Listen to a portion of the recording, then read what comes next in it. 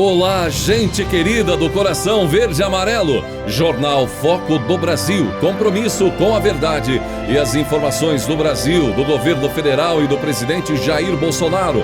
Deixe seu comentário. É sempre uma alegria saber por eles de qual lugar abençoado do Brasil ou do mundo você nos assiste. Participe do chat ao vivo. Observe aí se o sininho de notificações está ativado para receber as notificações de nossas postagens diárias. Contamos com o seu like e compartilhamento.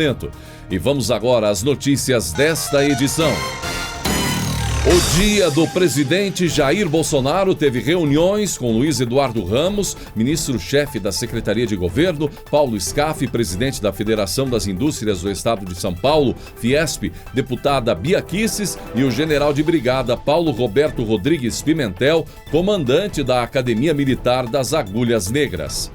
E além de parar no fim do dia para conversar com apoiadores, para começar bem o dia, já é de costume o presidente parar para conversar com os apoiadores que o esperam diariamente na saída do Palácio da Alvorada.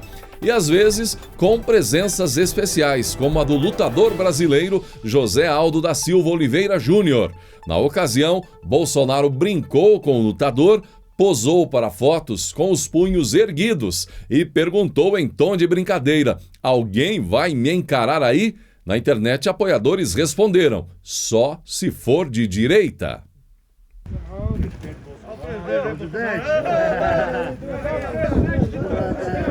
vai me encarar aí?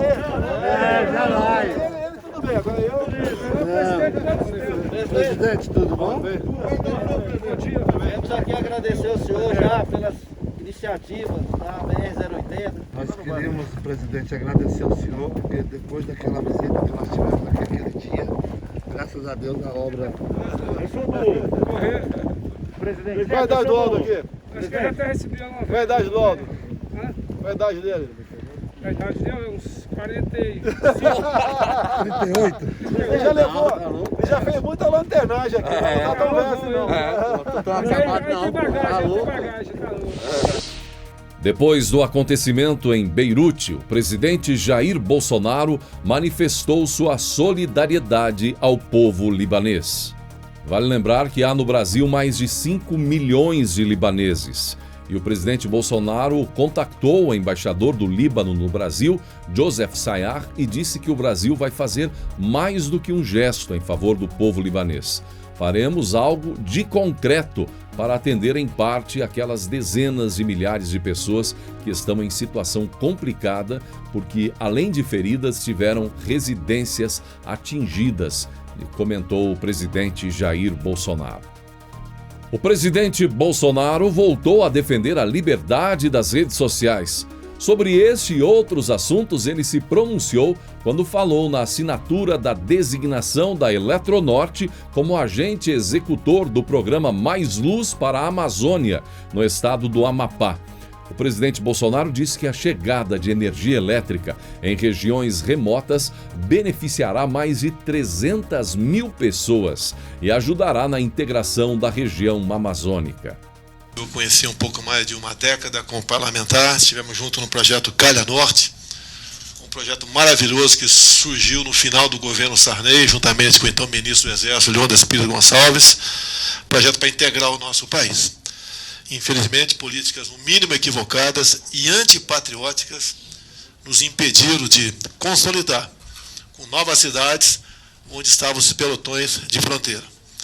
São erros que demoraremos muito para corrigi-los, mas perseguiremos esse objetivo. E agora eu vejo vocês na região Amazonas, região amazônica, levando energia elétrica, em grande parte, energia solar.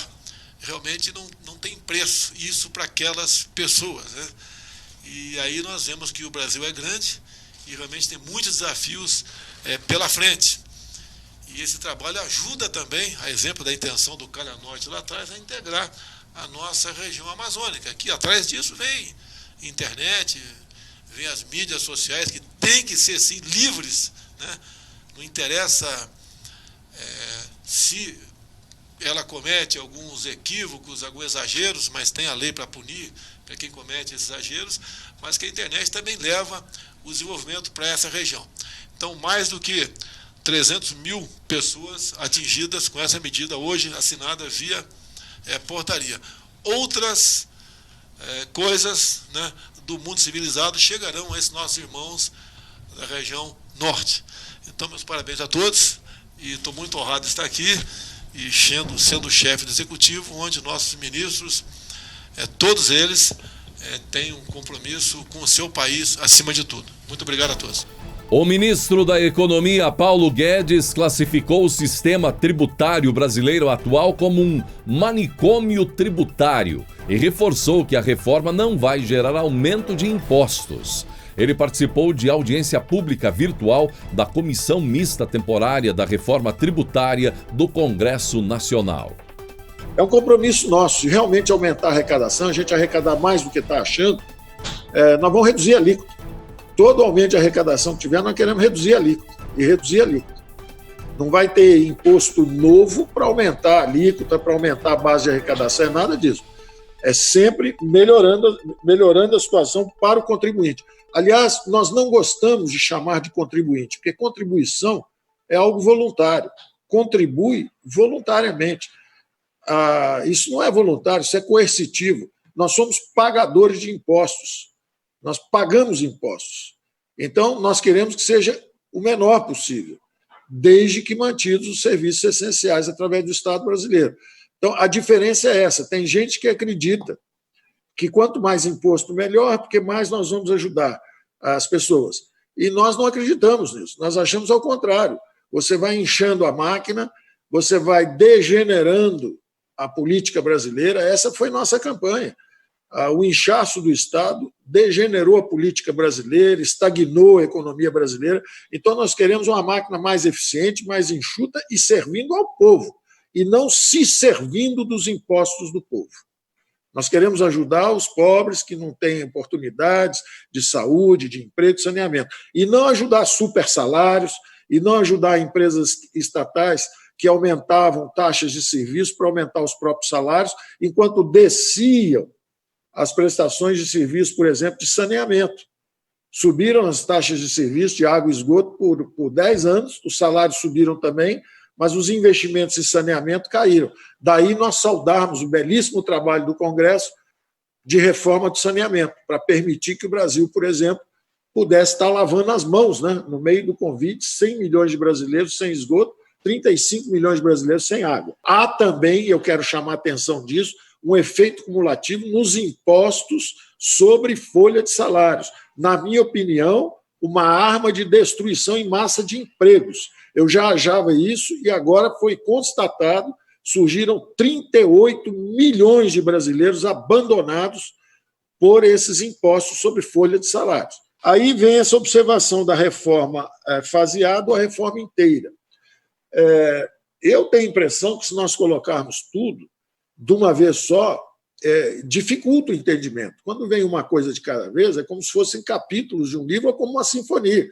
Se você tocar 6 movimentos da sinfonia ao mesmo tempo, para usar a imagem do nosso... Eu também sou músico, eu também gosto de música e toco piano. Então, se você tocar os 6 movimentos ao mesmo tempo, é um barulho. Se você fizer o primeiro movimento, o segundo movimento, o terceiro movimento, todo mundo entende a peça e vai ser agradável e rápido. E vai ser rápido. Mas nós estamos prontos. Se quisermos, nós podemos aumentar o barulho.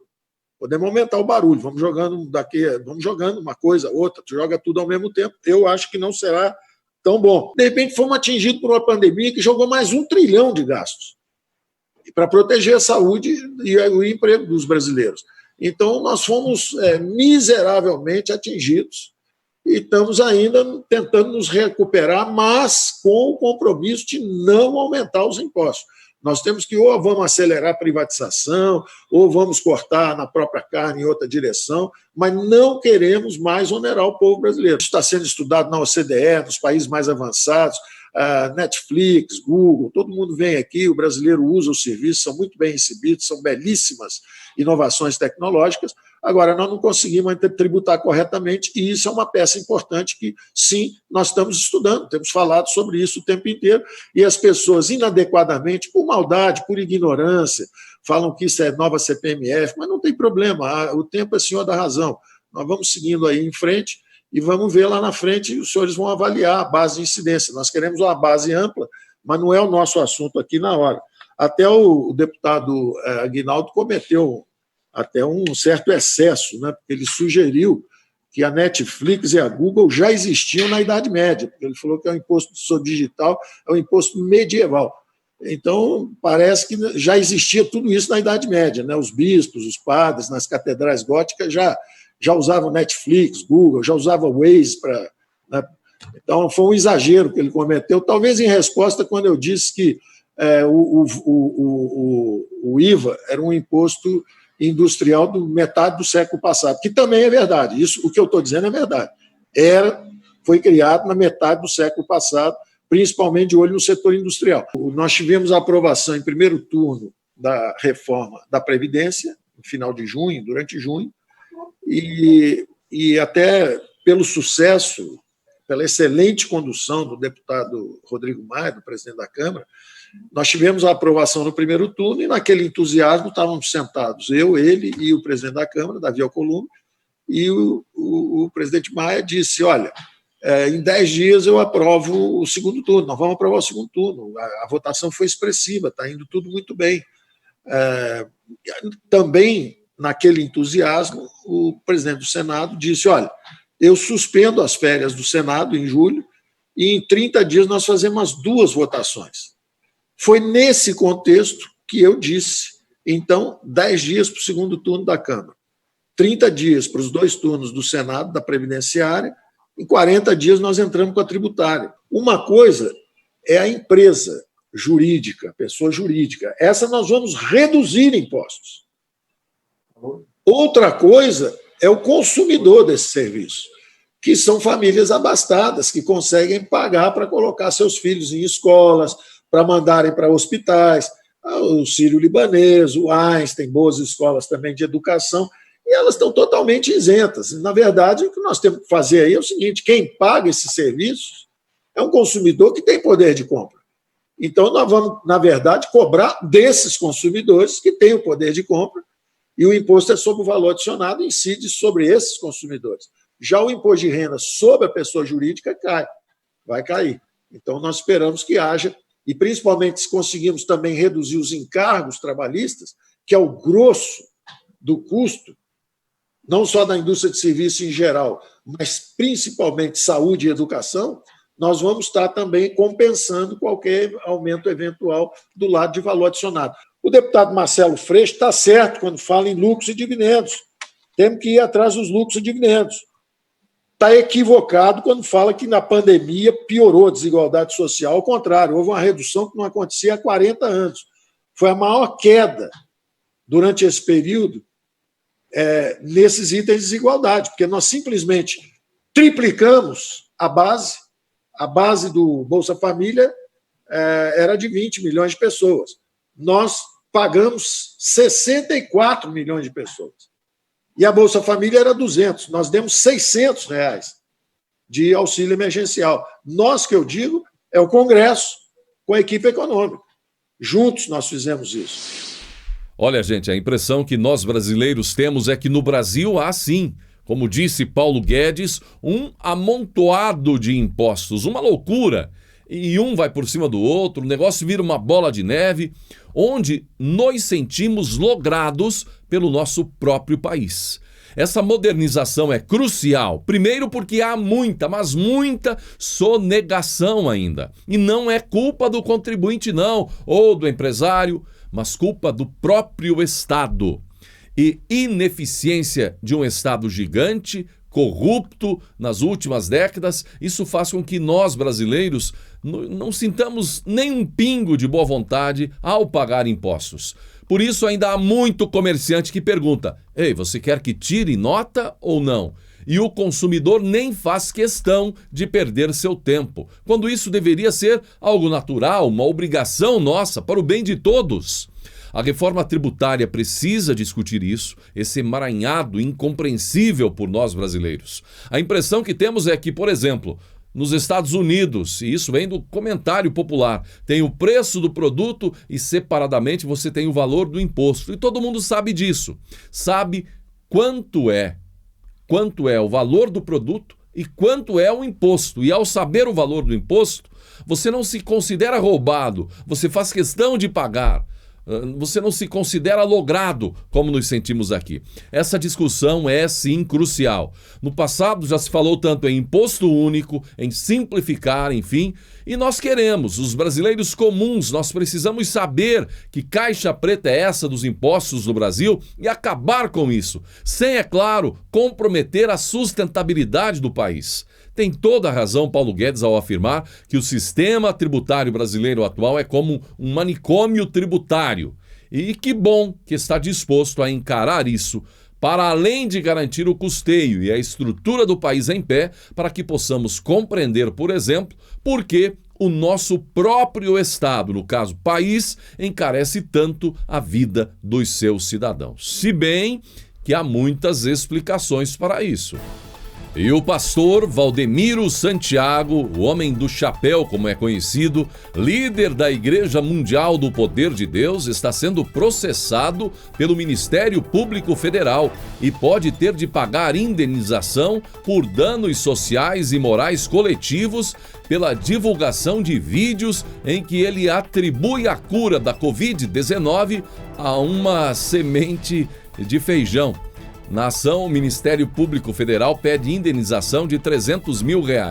Segundo os procuradores, o pastor chegou a dizer que um fiel foi curado da doença usando os feijões e que havia inclusive um atestado médico como comprovante.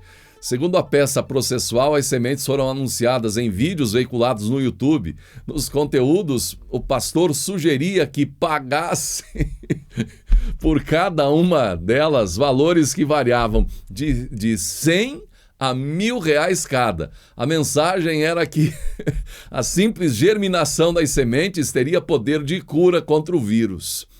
Gente, isso não dá nem para comentar. A verdade é que é uma coisa séria. A verdade é que no meio do trigo há o joio. Uns religiosos apoiam o comunismo, com carta inclusive, outros a censura e uns vendem grão de feijão para curar o corona. Digo uma coisa, gente. Se os bons religiosos que conhecem e praticam a palavra de Deus não se fortalecerem, de joelhos sobretudo, e também se os bons não forem fortalecidos e reconhecidos, muitos, infelizmente muitos, terão a fé comprometida por situações hilariantes como a que acabamos de citar. A Justiça Eleitoral determinou em São Paulo o bloqueio dos bens do ex-governador Geraldo Alckmin e mais 2 acusados em um processo sobre doações ilegais de campanha. O juiz eleitoral Marco Antônio Martim Vargas determinou o sequestro de valores em contas bancárias e imóveis no valor de R$11,3 milhões. O montante corresponde ao que o grupo Odebrecht repassou, segundo as investigações, ilegalmente às campanhas eleitorais de Alckmin em 2010 e 2014. De acordo com o inquérito da Polícia Federal, as informações foram repassadas por executivos do grupo empresarial em acordos de delação premiada e depois confirmadas com a apreensão dos registros dos sistemas de comunicação interna da empresa. Extratos bancários que constam no processo indicam que entre abril e outubro de 2014, o grupo repassou ilegalmente R$9,3 milhões para as campanhas de Alckmin em 11 pagamentos. Em 2010, o ex-governador recebeu ainda, segundo a investigação, R$2 milhões, também fora da contabilidade oficial de campanha, o que configura o chamado Caixa 2. Na Justiça, Alckmin responde por corrupção passiva, falsidade ideológica eleitoral e lavagem de dinheiro. E Damares anda brava, emparedou Ciro Gomes e está processando o político por uma declaração maldosa dada por Ciro em uma transmissão feita a um jornalista, quando entre várias afirmações chamou Damares de bandida e nazi-fascista. Recentemente, além de criticar o jornalista Guga Noblat, Damares disse sobre Ciro Gomes: o outro, um político desequilibrado que sonhou em ser presidente do Brasil, ataca minha honra, e não é a primeira vez. Avisem aí ao misógino do Nordeste que a gente se vê nas audiências nos tribunais, disse Damares. A deputada estadual Letícia Aguiar protocolou um requerimento na Assembleia Legislativa de São Paulo, pedindo ao governo João Dória informações sobre um escritório comercial localizado em Xangai, na China, do governo do estado de São Paulo. O escritório foi aberto ainda em 2019 para, segundo o executivo estadual, aproximar o estado ao governo chinês na geração de negócios. O pedido da parlamentar foi feito no início da pandemia, solicitando saber quais os critérios para a escolha da China para um escritório, o custo da manutenção e o que isso gerou até agora, além de despesas, e se o escritório continua aberto durante o período da pandemia. Apesar do tempo decorrido, a deputada ainda não recebeu nenhuma resposta do governo de São Paulo até agora. Embora o Brasil esteja contabilizando cerca de 100 mil vidas levadas pelo coronavírus, a grande maioria dos brasileiros tem muitas dúvidas em relação a esse número, sobretudo em relação à honestidade dos dados repassados pelos governos estaduais e até municipais. Embora a imprensa extremista queira fazer crer que o número seja ainda maior, muitos brasileiros acreditam que boa parte dos números oficiais trazem exageros quando consideram o Covid-19 como causa, quando na verdade isso foi levado de repente, por exemplo, como suspeita e não como confirmação, ou seja, sem comprovação, o que evidentemente colocaria na conta do corona muitas perdas que foram por outras causas, inflando os dados do Covid-19, seja por dúvida mesmo, seja por má-fé política. Um caso estranho aconteceu em um hospital do governo do estado de São Paulo, que cometeu um erro crítico, dramático, e comunicou a perda da vida de uma senhora viva para a família. Então, o filho foi até o centro médico para liberar o corpo da mãe e a encontrou internada na unidade de terapia intensiva, vivinha. Por volta das 4h30 da manhã, o filho, que é advogado, recebeu a notícia mais triste da sua vida. No entanto, colapsado de tristeza, ao chegar na UTI, ele encontrou a mãe internada. Em nota, a Secretaria Estadual de Saúde de São Paulo pediu desculpas à família. A pasta informa que a diretoria abriu sindicância para apurar os fatos.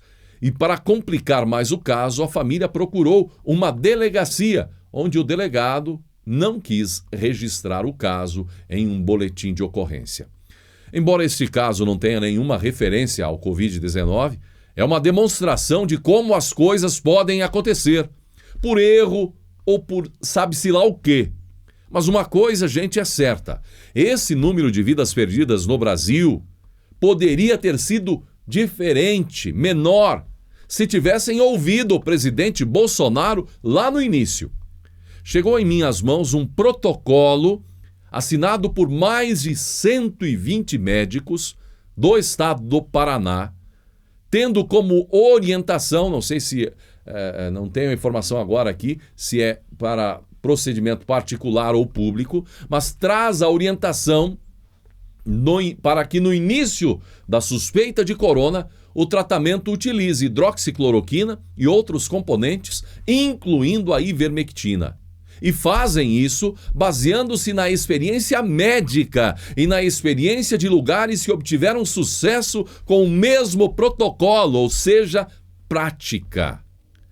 Lamentamos que as vidas perdidas cheguem a esse número tão elevado no Brasil, mas lamentamos que só agora esse protocolo está sendo levado a sério e nossos médicos estão tendo a possibilidade e a coragem de adotá-lo.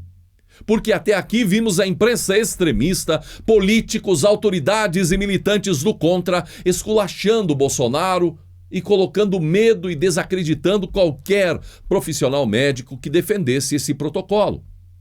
Então, em nome da ciência, e até porque tínhamos um ministro que isso defendia, vimos muitos ficarem em casa à base de paracetamol.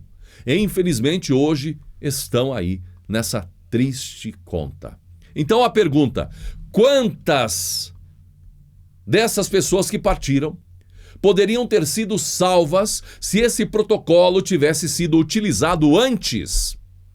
Portanto, tem muitos culpados, sim.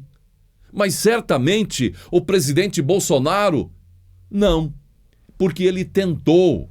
Mas como em muitas outras situações, teve que se calar para não ser vítima também do establishment, que este sim é o verdadeiro culpado de tanta tristeza. E no Dia dos Pais, quantos pais lembram de sua timidez quando criança em dar um abraço, os parabéns ou o presente ao velho pai? Depois, um dia fica a saudade e a certeza de que deveríamos ter abraçado mais. Quando olhamos agora para nossos filhos, acontece a mesma coisa. Quando os filhos crescem, quase sempre os pais se sentem inibidos para expressar o amor que sentem por eles. É que, exatamente na medida em que crescem, os filhos começam a dizer aos pais como os incomoda os abraços, os beijos, especialmente se dados em frente aos colegas, não é? Vou parecer uma marica, pode dizer um, dizem os meninos. Não quero pagar esse mico, afirmam as meninas. Foi assim que o pai de Jeff começou a se encolher em seu vocabulário, tirar determinadas expressões quando se dirigia ao filho. Jerry amava o filho e vivia aos sobressaltos desde que ele quase sofrera um acidente sério.